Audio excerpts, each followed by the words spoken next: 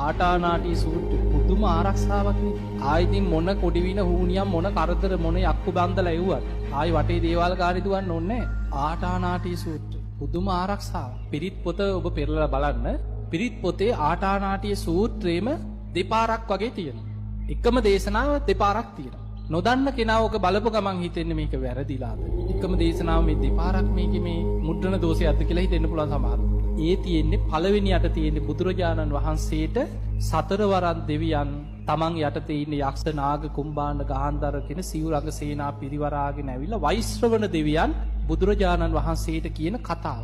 ස්වාමීනි මේ අමනුෂ්‍යයන්ගෙන් කරදරයක් ඔබ වහන්සේගේ ශ්‍රාවකයෝ වෙන භික්ෂු භික්ෂුණී උපාසක උපාසිකාවට ඇති වුණොත් මෙන්න මේ ක්‍රමයේ අනුගමනය කරන්න කියලා වෛශ්‍රවණ දෙවියන් බුදුරජාණන් වහන්සේ ඉදිරියේ ආටානාටි නම් වූ ආරක්ෂාව ගැන කියලා දුන්නා. පළවෙනි එක. පහුවදා බුදුරජාණන් වහන්සේ සංඝයා රැස් කරලා මහණෙනි ඊයේ රාත්‍රියේ සතරවරන් දෙවියන් මේ විදිහට යක්ෂ නාග කුම්භාණ්ඩ ගාන්ධාර කියන අමනුෂ්‍ය සේනා පිරිවරාගෙන ඇවිල්ලා මෙන්න මේ කතාව කීවා කියලා අර කලින් දවසේ වෙච්ච සිදුවීමම පහුවදා බුදුමුවින් සංඝයාට කියන. ඒක තමයි ඊළඟට තියෙන්නේ. එතකොට අර කතාව ඒ විදිහටම පහුවදා බුදුමුවින් සංඝයාට කියලා බුදුරජාණන් වහන්සේ අවසානයේ වදාළ මහණෙනි ඒ නිසා නුඹලා මගේ ශ්‍රාවකයෝ පැවිද්ද විතරක් නෙමෙයි භික්ෂු භික්ෂුණී උපාසක උපාසිකාවන්ගේ රැකවරණයේ පිණිස ආරක්ෂාව පිණිස අමනුෂ්‍යයන්ගෙන් අනතුරක් නොවීම පිණිස පහසු විහරණී පිණිස මේ ආටානාටිය නම් වූ දහම් පරයය හොඳට මතක තියාගන්න ධාරණය කරගන්න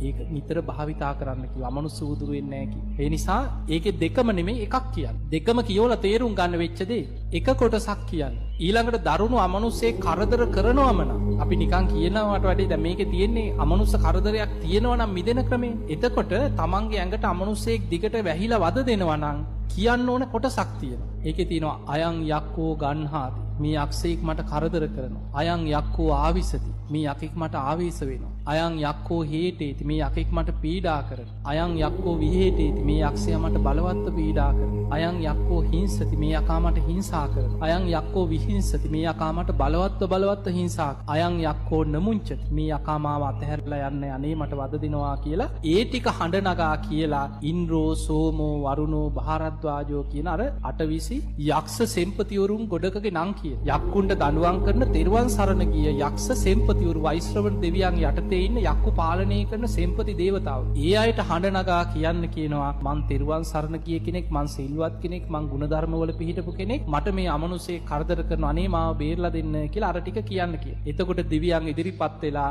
අමනුෂ්‍යව ඇදගෙන ගිහිල්ලා ඔබව බේර ගන්නවා. ඔබට තියෙන කරදර ටික අමනුෂ්‍යයෙන් නැති කරලා දෙන්න. දෙවියන් ඔබව රකින්න.